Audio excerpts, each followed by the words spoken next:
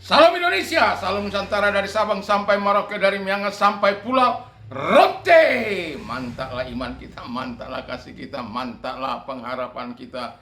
Tentunya di dalam Yesus Kristus yang menjadi Tuhan dan Juru Selamat dunia. Jangan katakan bahwa Yesus itu bukan Tuhan. Dan jangan katakan pula bahwa Yesus itu bukan Juru Selamat. Karena Alkitab sudah berkata, kalau engkau percaya kepada Tuhan Yesus Kristus, engkau dan seisi rumahmu akan diselamatkan. Selamat pagi, mantap! Setelah berapa hari kita tidak ketemu oleh karena kerusakan sesuatu. Dan itu masih dalam perbaikan. Ya, puji nama Tuhan. Dan kita akan mendengarkan firman Allah yang terdapat dalam Matius 5 ayat 3 sampai dengan 12. Jadi ini agak sedikit panjang. Demikian bunyi firman Allah. Sebelumnya kita berdoa dululah ya. Tuhan, biarkan kami menuruti standar daripada firman-Mu. Dalam nama Yesus kami bersyukur dan berdoa. Haleluya, amin. Puji nama Tuhan. Berbahagialah orang yang miskin di hadapan Allah, karena mereka yang mempunyai kerajaan sorga. 4. Berbahagialah orang yang berduka cita, karena mereka akan dihibur. 5. Berbahagialah orang yang lemah lembut, karena mereka akan memiliki bumi. 6. Berbahagialah orang yang lapar dan haus akan kebenaran, karena mereka akan dipuaskan. 7. Berbahagialah orang yang murah hatinya, karena mereka akan beroleh kemurahan. 8. Berbahagialah orang yang suci hatinya, karena mereka akan melihat Allah. 9. Berbahagialah orang yang membawa damai, karena mereka akan disebut anak-anak Allah. 8. 10. Berbahagialah orang yang dianiaya oleh sebab kebenaran, karena mereka lah yang punya kerajaan surga. 11. Berbahagialah kamu jika karena kamu telah dicela dan dianiaya dan kepadamu difitnahkan segala yang jahat. Haleluya. 12. Bersukacitalah dan bergembiralah, karena upahmu besar di surga, sebab demikian juga telah dianiaya nabi-nabi yang sebelum kamu. Puji nama Tuhan. Ini tentang bercerita soal kebahagiaan. 4 cara untuk mengerti tentang kebahagiaan dari cerita ini. Ini bukan soal multiple choice. Kita pilih ini, kita suka ini, kita tidak. Kita kalau berbicara soal prinsip-prinsip kebahagiaan yang ditanamkan oleh Tuhan, itu berarti kita harus mengambil seluruh apa yang dikatakan oleh firman Allah. Kalau kita ingat kepada perjanjian lama, kalau ada nabi palsu yang mengatakan membawa berita yang sama dari Tuhan tapi berbeda, itu pasti dia sudah dipastikan dengan berbeda dengan nabi yang benar, maka itu sudah dipastikan nabi palsu. Dan kalau ada orang mengatakan diutus oleh Allah yang sama, maka ajaran berbeda dari Kristus, maka itu sudah tentu nabi palsu.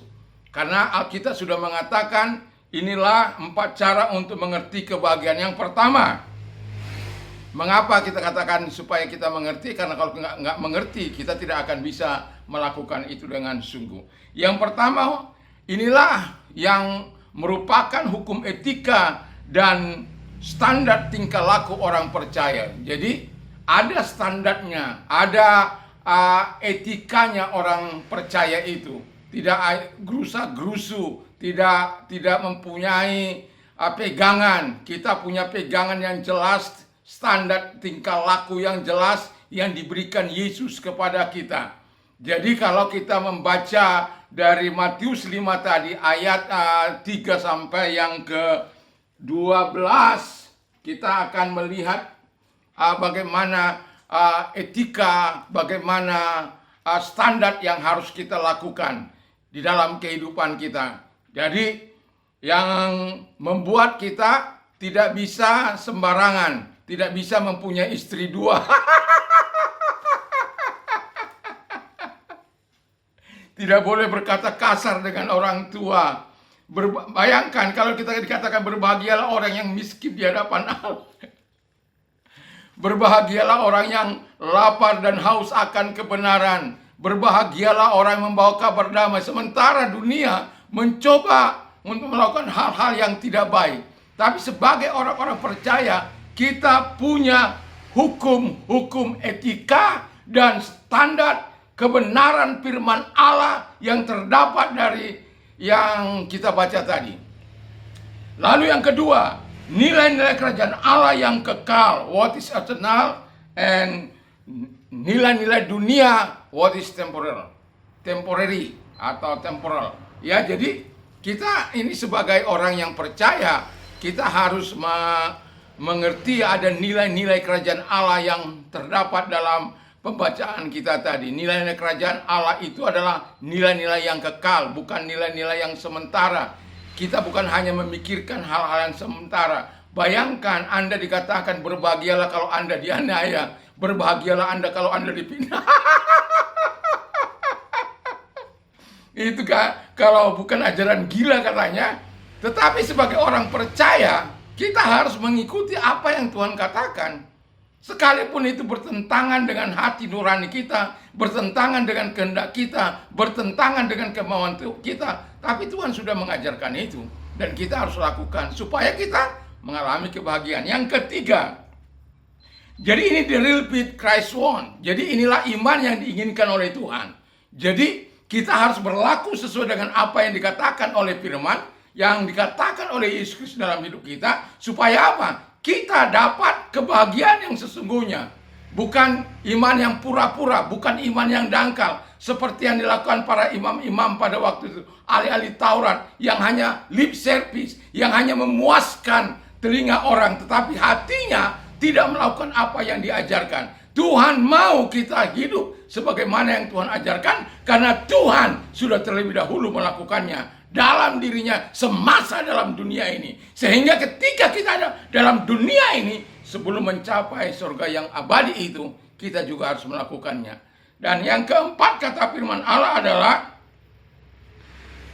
pengharapan perjanjian lama digenapi dalam kerajaan baru. Haleluya. Jadi kalau orang tidak mengerti tentang perjanjian lama, lalu kemudian mengkotak-katikkannya bahwa ujung dari semua adalah penggenapan yang dilakukan dalam kerajaan baru, surga yang mulia. Apa yang diharapkan, wujud dari perjanjian lama itu adalah Yesus, tentang kehidupan yang kekal itu. Dan hanya dalam Yesus ada kehidupan yang kekal. I am the way and the truth and the life. No one come unto my Father except by me. Akulah jalan dan kebenaran dan hidup, tiada seorang sampai kepada Allah kalau tidak melalui aku. Jadi jelas kerajaan itu berisi tentang nilai-nilai, tentang etika, tentang standar, tapi bukan standar kita, tapi standar ilahi. Mari kita terus hidup menurut apa yang dikatakan keempat hal ini, sehingga kita betul-betul menikmati kebahagiaan yang sesungguhnya dalam kehidupan kita. Mari kita tunduk kepada dan kita berdoa. Terima kasih Tuhan, kami bersyukur, kami berterima kasih di pagi ini. Biarlah firman menjadi kekuatan penopang iman kami. Dalam nama Yesus kami bersyukur dan berdoa. Haleluya. Amin. Kiranya Tuhan memberkati kita dan firman-Nya menjadi kekuatan dan rohnya senantiasa menyertai kehidupan kita. Mantap, mantap, mantap. Amin.